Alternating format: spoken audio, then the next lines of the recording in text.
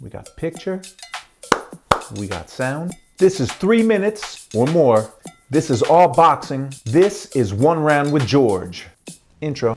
Ever since I was a kid and saw Sugar Ray Leonard fight, I've loved boxing. I was at HBO for 15 years as a feature producer, won a few sports Emmys.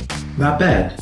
I got to travel the world and tell the great stories of these fighters. Maybe something of a rooting interest in Alexander among the entire HBO Sports crew here, because Alexander's manager is former HBO Sports producer George Jacobin. I've managed a fighter. I've worked a fighter's corner, being as close to the action as you can get. My life has revolved around boxing. Saturday, April 23rd was an afternoon pay-per-view on the East Coast, which I loved. Tyson Fury, the heavyweight champ, defended his title against Dillon Whyte at Wembley Stadium in front of 94,000 people.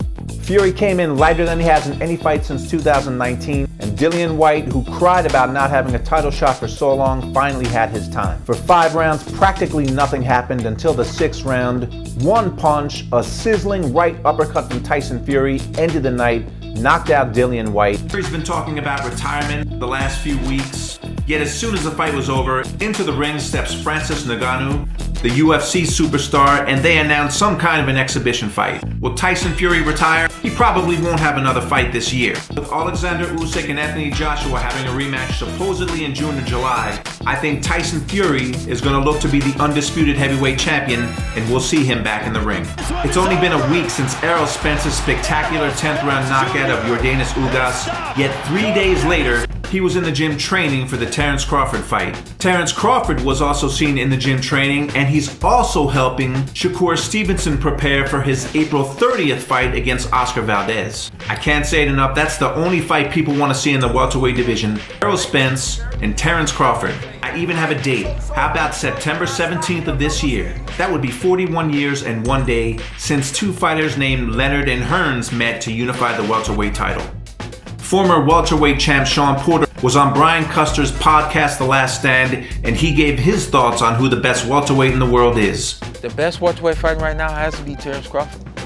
I think there was just a number of things that I saw, felt, sensed, the whole nine, and he was just a little bit better, more than just about everybody I've been in the ring with. Speaking of my man Brian Custer got into the ring with Errol Spence for his podcast, took some of those wicked body shots from Spence.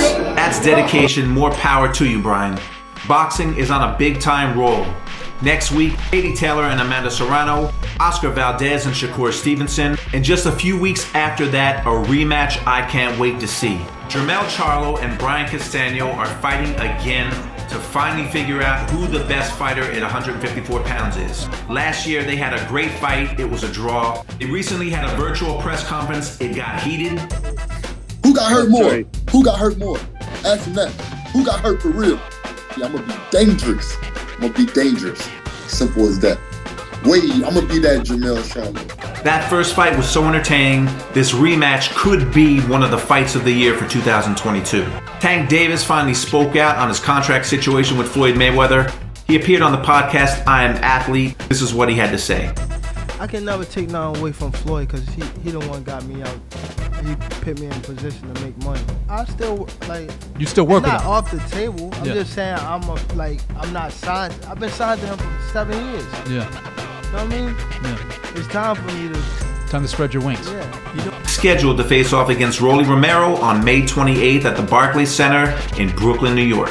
When will people learn to be nicer or have common sense? Especially if you're on a plane with Mike Tyson. Here's a newsflash. If you see Mike Tyson on a plane, maybe you should leave him alone. I'm just saying. One of the greatest fighters to ever step foot in the ring, Alexis Arguello, turned 70 years old on April 20th. Arguello is one of the many great fighters I got to grow up and watch every single weekend on free TV. I grew up watching Arguello, Jeff Chandler, Matthew Saad Muhammad, Marvelous Marvin Hagler, all these great fighters fighting every weekend. One of the first Arguello fights I ever saw was when he faced off against Boom Boom Mancini. It was a great fight. Arguello ended up knocking out Mancini late, but what always stuck out with me is what a gentleman Arguello was, and it wasn't an act. Good. That's what we're talking about. Promise, if I can do something for you, let me know, please. Thank you. Okay. Arguello was a 3-time world champion who was taken from us way too soon when he passed away in 2009. Happy birthday, Alexis Arguello. You're missed. That's my time. 3 minutes is up. 1 round with George is done. That exhilarating 1 round with me is over. Now you can go to my YouTube page. You can like the content, you can subscribe to the page, and there is more coming soon.